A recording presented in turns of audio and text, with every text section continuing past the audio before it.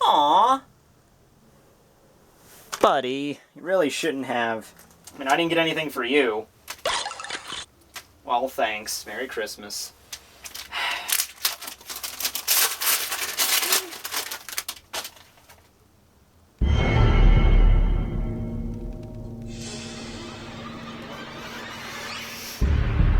Okay, you know what? It's fine. You know, I haven't been exactly the nicest guy to you this year, so I get it. It's a nice little gag gift, you know. It's alright. Come here. We're still the best of friends. Well, Merry Christmas, boys and girls.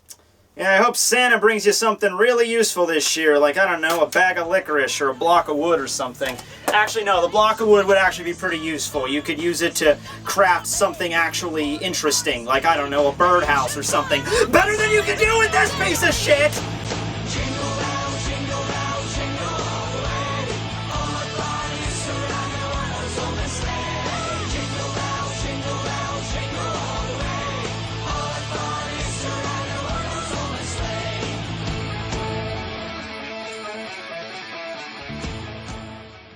So, in case you're unfamiliar with Kago Shintaro's Harem End, here's a fun little recap from the first chapter. This college dropout dude ends up living with 5 of these random girls that just showed up into his life out of nowhere, and shenanigans ensue. And I forgot to leave out a couple of therapy sessions that were probably involved in there too, but for the gist of it, that's basically it right there. Now on to Chapter 2! I wish I was a magical girl.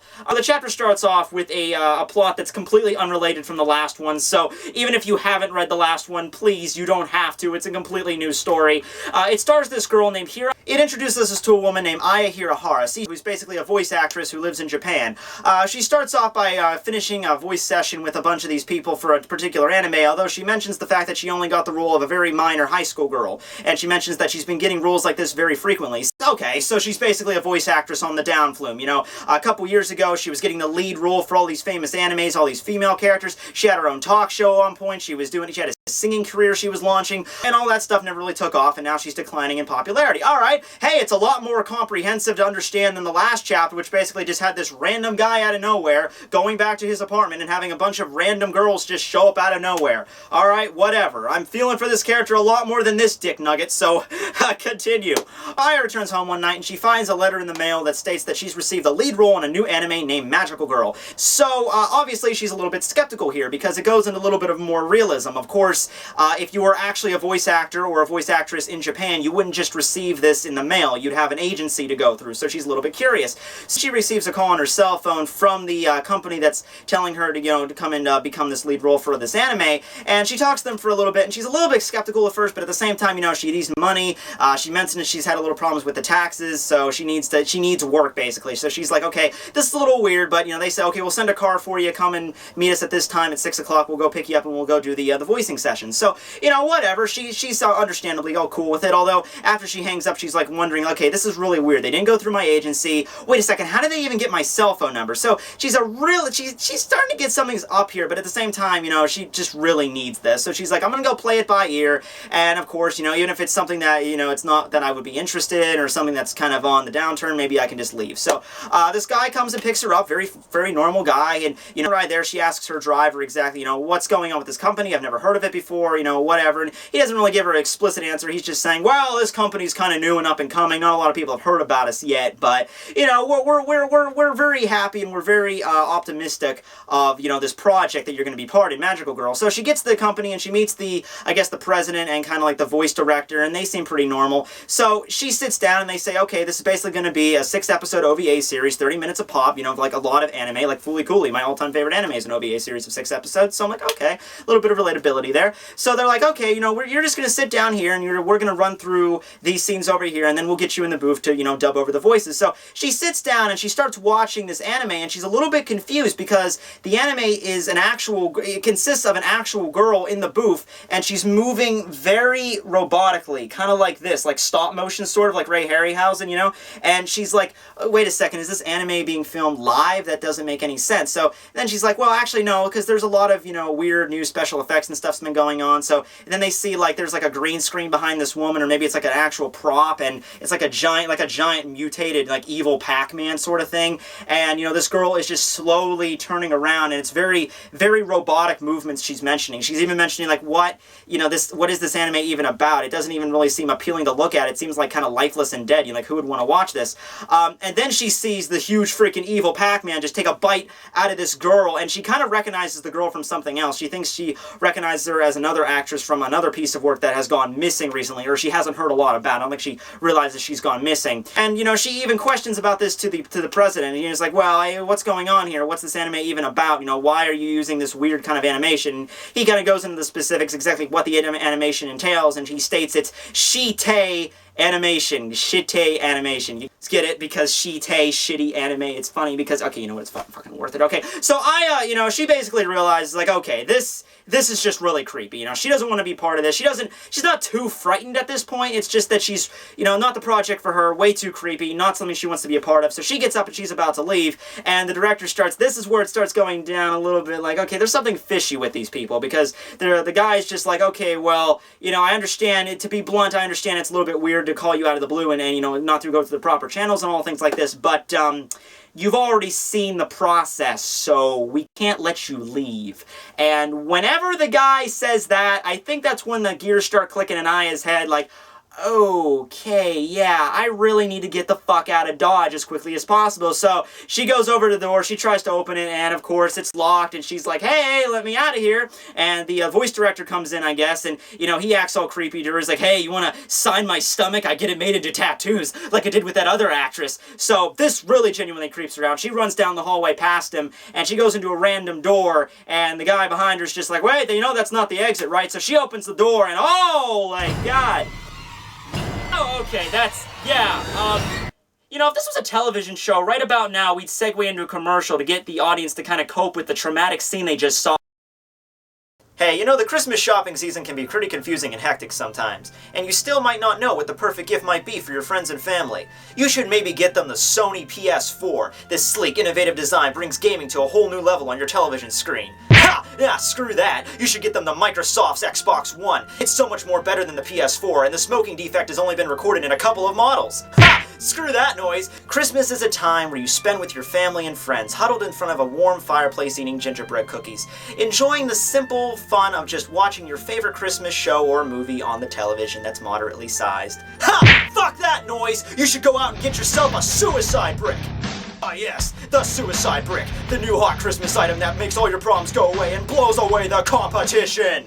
Oh crap, I slept in and I have to have that big presentation in Mr. Fuji's office today! What am I gonna do? Oh!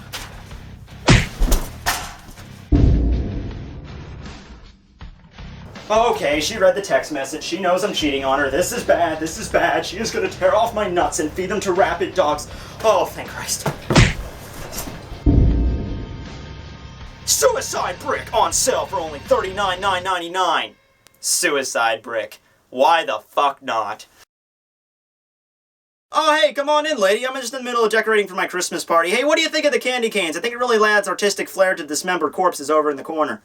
And you know what the sad thing is? I don't even think they did a really good job of trumping last chapter. I mean, you had 5 innocent high school girls tearing a guy limb from limb, you know, with the graphics and the blood and the body fluids and the bones, I mean, and his deadless, like, soulless eyes, you know, going back into his head and his tongue sticking out, like, you know, that was fucked up to see. You know, this, on the other hand, you know, a couple of corpses being strung up, you know, it's not really like, you know, I've seen Hellraiser, I've seen Saw, you know, it's not really that dramatizing at this point. I mean, it's a good thing for the story. It makes more sense to the story of, you know, exactly how the, you know, this production company operates, and they're kind of, you know, just really kind of dark and fucked up, you know, more so than the last chapter with the girls. I mean, I understand they were part of an assassin's quarter or something, but just most of that chapter didn't make any sense. Here, at least, we got some context. Okay, the reason everybody's all freaky and the reason they were, you know, didn't go through her agency, the reason this is all going on is because they want to kill this woman and make her into a lifeless puppet.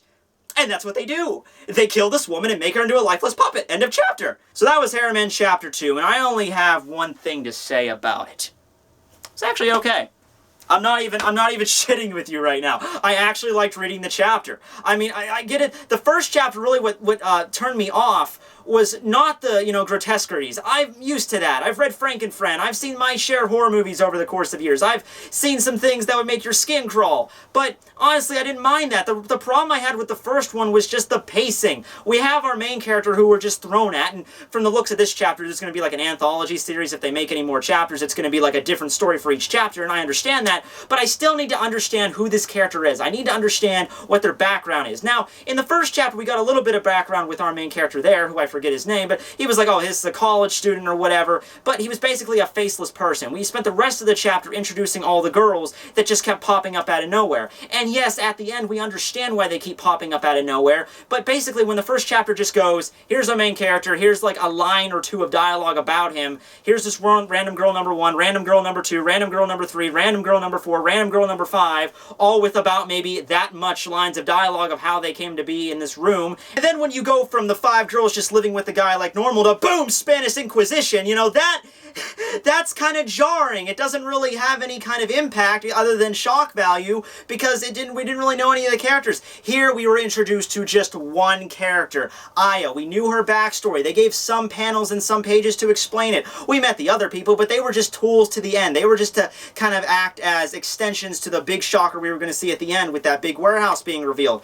Other than that, it was actually really good. I liked Aya's character. I can understand where she was coming from. I could relate with her a lot more than I could with the other guy, which is ironic because the other guy was in college. This chick is with a career in voice acting, but I still somehow felt for her more. And hey, the end of the chapter was a little bit more creepy. I honestly found the last page with her as a puppet more disturbing than the page where she reveals that, freaking House of Horror shit, okay? But yeah, all in all, it was a pretty good chapter. I hope you enjoyed. And hey, if all that shit doesn't sway you to believe this chapter was actually halfway decent, here's one more legitimate fact. It is short. 21 pages. That's just a little bit more than your standard weekly release of Naruto, Bleach, or One Piece, or what have you. Very, very simple. Alright then, so for any further questions you have, please consult Freddy Krueger, who in your dream tonight, he will show you this entire chapter again in 3D. So yeah, get ready for that. Anyway, this is Tekking101, wishing you a very happy and Merry Christmas, signing out. Huh. I really shouldn't turn this over. I'm not gonna like what I see. Okay, it's fine, whatever. I sat through that. I sat through 2 chapters of that. It's fine, it's good, it's gravy. There's not a single thing that could be on this disc that is going to freak me out more than... Ah!